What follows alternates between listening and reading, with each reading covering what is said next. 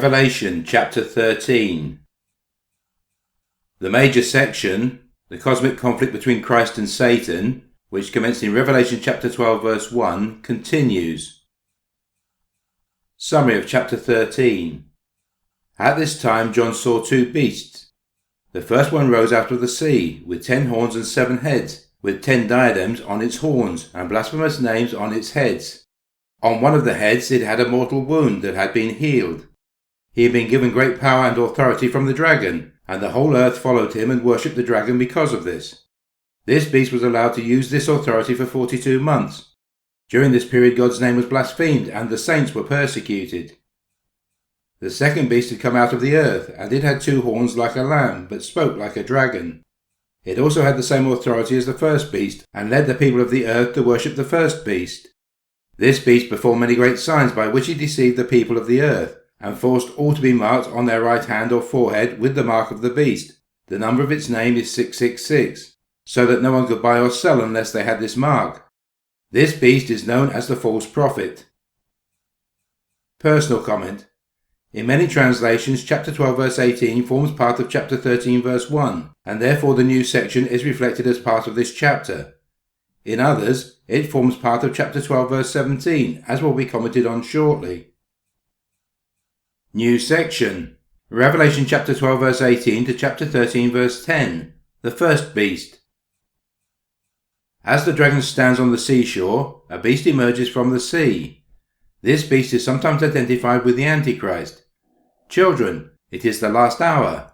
As you have heard that Antichrist is coming, so now many Antichrists have come. From this we know that it is the last hour. 1 John chapter 2 verse 18. And many deceivers have gone out into the world, those who do not confess that Jesus Christ has come in the flesh.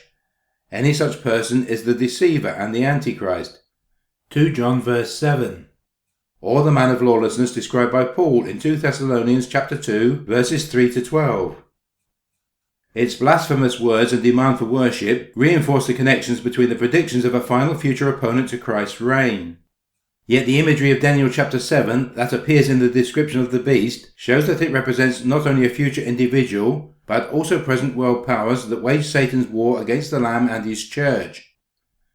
Most dispensationalists and many other futurists think the first beast is a political world leader, and the second beast is his religious counterpart, who enforces worship of the first beast. Chapter 12 verse 18. Then the dragon took his stand on the sand of the seashore. Chapter 13 verse 1. And I saw a beast rising out of the sea, having 10 horns and 7 heads, and on its horns were 10 diadems, and on its heads were blasphemous names.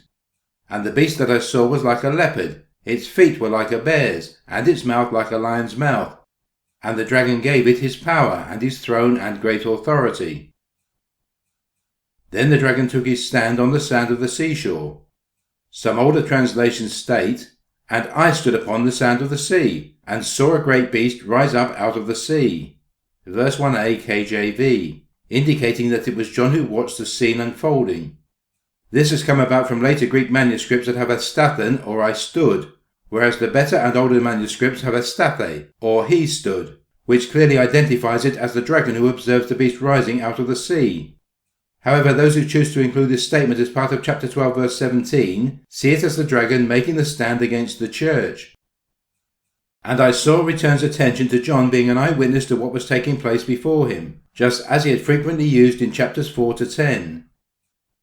The beast looks like a leopard but has feet like a bear's, a mouth like a lion's mouth and 10 horns, and it wages war on the saints. Verse 7. Thus it resembles all 4 beasts that Daniel saw emerge from the sea before the Son of Man appeared. Daniel chapter 7 verses 1 to 8 and chapter 7 verse 21. Just as those beasts symbolize kingdoms, Daniel chapter 7 verse 17 and chapter 7 verse 23, so this beast, a composite of them all, represents every human empire, Egypt, Assyria, Babylon, Persia, Greece, Rome, and their successors, that demands absolute allegiance and trust, enforcing its demand with coercion. Its 10 horns and 7 heads mirror those of the dragon, chapter 12 verse 3, who gives the beast its great authority. Because of this, and an indication that the dragon may have summoned the beast out of the sea, some commentators believe that this may be his offspring emerging on the scene. The primary difference between the two is that the beast has 10 diadems to the dragon's 7, but since its authority comes from the dragon, this does not make it superior to him. Verse 3.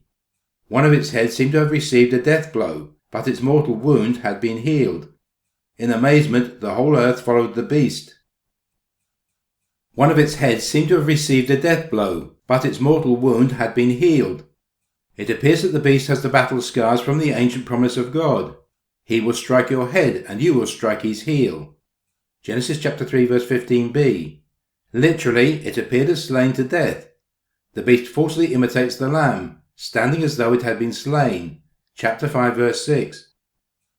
Rome, the manifestation of the beast in John's day, seemed to have been mortally wounded by Nero's suicide, AD 68, and the civil chaos that followed, but experienced a resurrection in the reigns of Vespasian and his sons Titus and Domitian. Then in Domitian's reign, AD 81 to 96, Nero's beastly persecution of the church also revived. Many interpreters think this verse also predicts a future remarkable recovery of the Antichrist from a deadly wound, a deceptive attempt to parallel Christ's resurrection. In amazement, the whole earth followed the beast. Those who have come into a relationship with Jesus and know of his love and great sacrifice will find this statement astounding. Yet history has shown that many in the world, including at least some from the church and other faith groups, have indeed followed the way of the world that the beast so openly controls.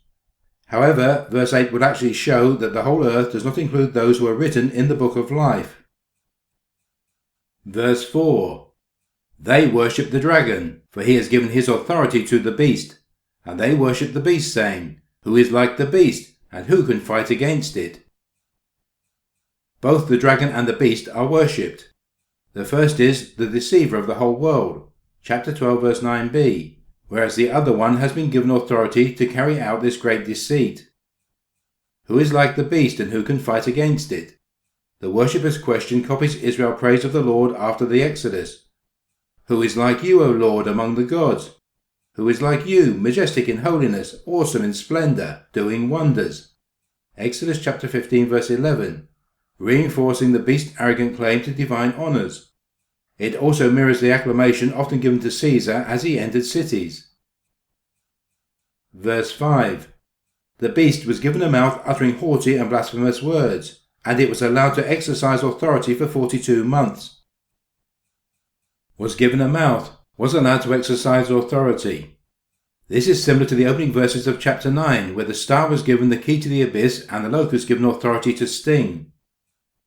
The beast uttered haughty and blasphemous words, like the horn did, which represented a king, on the fourth beast in Daniel's vision.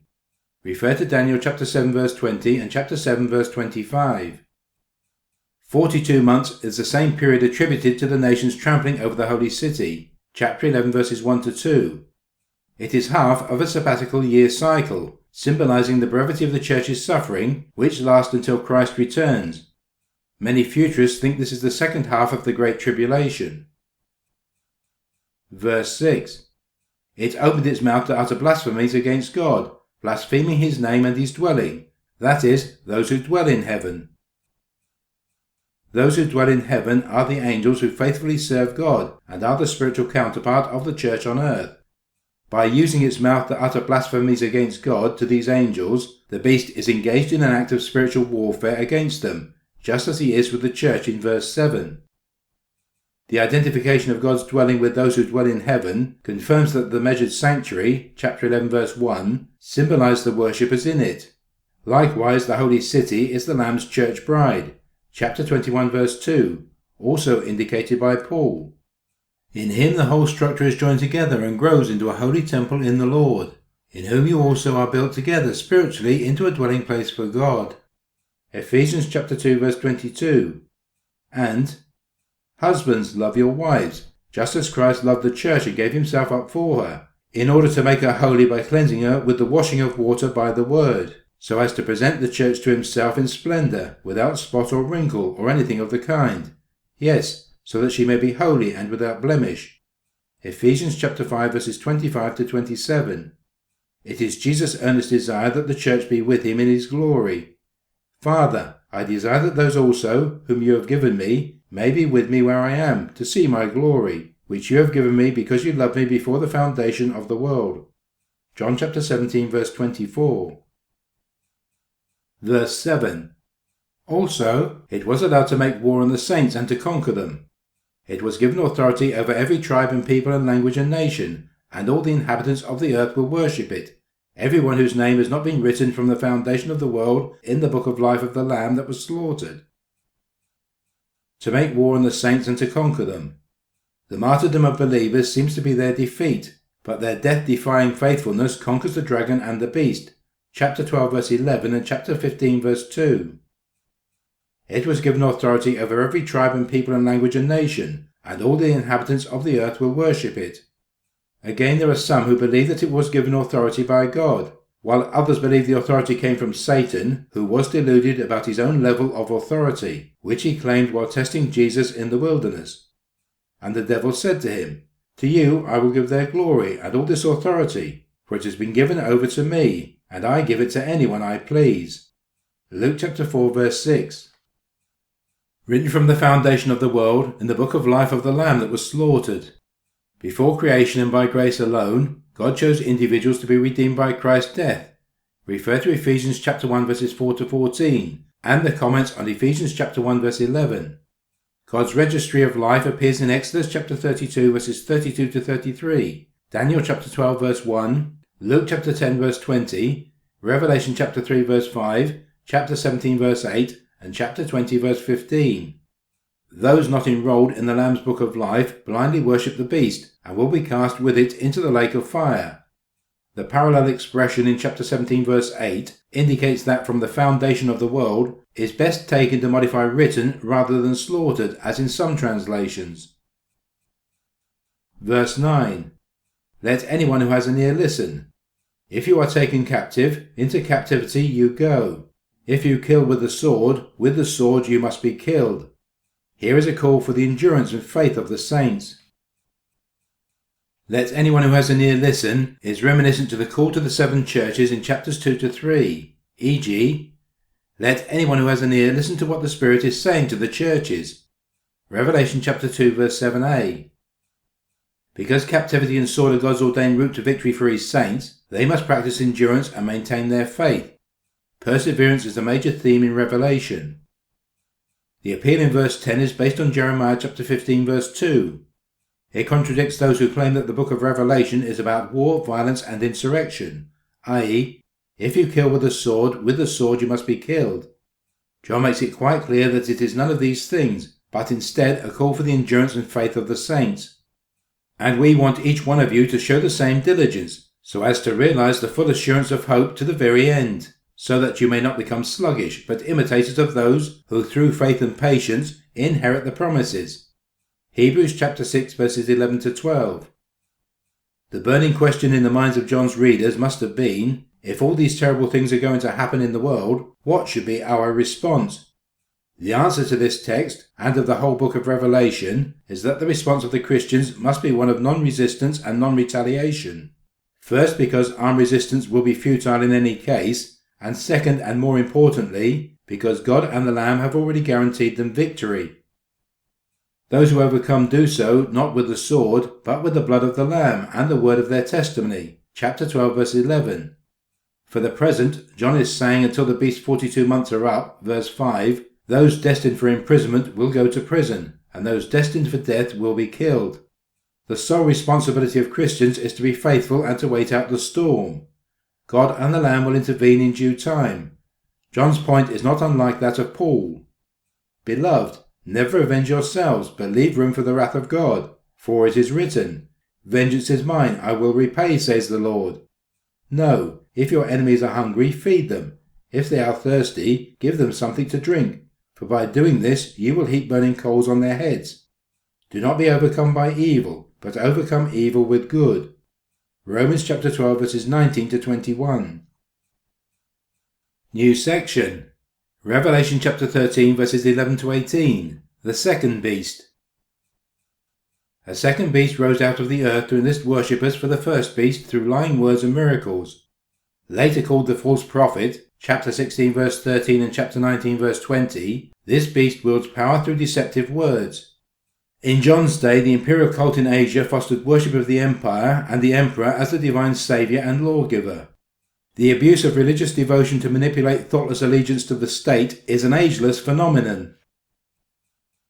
Verse 11. Then I saw another beast that rose out of the earth. It had 2 horns like a lamb, and it spoke like a dragon. It exercises all the authority of the first beast on its behalf, and it makes the earth and its inhabitants worship the first beast, whose mortal wound had been healed. Then I saw another beast that rose out of the earth. The language introduces a continuation in the vision, but identifies a second object brought to its attention. The second beast resembles the lamb, but its lying words expose its real nature. It is just like a dragon. The 2 beasts, however, are not quite interchangeable. The beast from the earth, called in later visions the false prophet, chapter 16 verse 13, chapter 19 verse 20, and chapter 20 verse 10, is in no way a rival or a competitor of the beast from the sea, but on the contrary is strictly subordinate to the first beast, i.e. it exercises all the authority of the first beast on its behalf, and it makes the earth and its inhabitants worship the first beast. Its mission is not to exalt itself or to demand worship for itself, but solely to make sure that the earth's inhabitants worship the first beast, verses 14 to 15. Thus the image given between the 2 beasts is like that between state and church. Where the state allows the church to operate freely, or at least its activities are tolerated, then believers are called to be good citizens of the state. Romans chapter 13 verses 1 to 7, and 1 Peter chapter 2 verses 13 to 17. However, the relationship here shows the second beast, representing the religious sector, leads the people to worship the first beast, i.e. the state. In such a case, believers are to relinquish their citizenship in order to remain faithful to the church. It would seem that John is drawing a parallel to the situation with the Roman Empire, where the emperor was seen as divine and commanded the worship of the people. The people in view here are not the church, but the population as a whole, who are being deceived into giving false allegiance. It is possible that John's readers notice here a kind of twisted parallel to the Christian triad of Father, Son and Holy Spirit. In early Christian thought, especially in John's Gospel, Jesus does nothing on his own authority, but glorifies the Father who sent him, speaking and acting on the Father's authority. John chapter 15 verse 19. Similarly, the Spirit of Truth acts on Jesus' authority and glorifies Jesus alone. John chapter 16 verses 13 to 14. This is why some commentators have referred to the dragon and the 2 beasts in Revelation as the unholy Trinity. Verse 13. It performs great signs, even making fire come down from heaven to earth in the sight of all. And by the signs that it is allowed to perform on behalf of the beast, it deceives the inhabitants of earth, telling them to make an image for the beast that has been wounded by the sword and yet lived. And it was allowed to give breath to the image of the beast, so that the image of the beast could even speak, and cause those who would not worship the image of the beast to be killed. It performs great signs, even making fire come down from heaven to earth in the sight of all. The false prophet, i.e. the second beast, counterfeits God's judgment to bolster the specious claim that the first beast is divine. Then the fire of the Lord fell and consumed the burnt offering, the wood, the stones, and the dust, and even licked up the water that was in the trench. 1 Kings chapter 18 verse 38. But Elijah answered the captain of 50, If I am a man of God, let fire come down from heaven and consume you and your 50. Then fire came down from heaven and consumed him and his 50. 2 Kings chapter 1 verse 10. When his disciples James and John saw this, they said, Lord, do you want us to command fire to come down from heaven and consume them? Luke chapter 9 verse 54. The first angel blew his trumpet, and there came hail and fire, mixed with blood, and they were hurled to the earth, and a third of the earth was burned up, and a third of the trees were burned up, and all green grass was burned up. Revelation chapter 8 verse 7. And if anyone wants to harm them, fire pours from their mouth and consumes their foes. Anyone who wants to harm them must be killed in this manner. Revelation chapter 11 verse 5. By the signs that it is allowed to perform on behalf of the beast, it deceives the inhabitants of earth, telling them to make an image for the beast that has been wounded by the sword and yet lived. It is written of idols that they have mouths but do not speak, eyes but do not see. Psalm 115 verse 5. Therefore, the impression that the first beast image has breath and could even speak may simply be another hoax, one with which it deceives those who dwell on the earth. However, it is more likely that this describes some kind of miracle worked by demonic power, yet still subject to God's sovereign control. It was allowed. Chapter 13 verse 14 and chapter 19 verse 20. Those who refused to worship the symbol of the state, whether bowing down to Nebuchadnezzar's statue, Daniel chapter 3, or burning incense to the Roman emperor, caused those who would not worship the image of the beast to be killed. Refer to the comments on verses 16 to 17. Paul too seems to have had a clear mental image of what John describes here. The coming of the lawless one is apparent in the working of Satan, who uses all power, signs, lying wonders, and every kind of wicked deception for those who are perishing, because they refuse to love the truth and so be saved. 2 Thessalonians chapter 2 verses 9 to 10. Verse 16.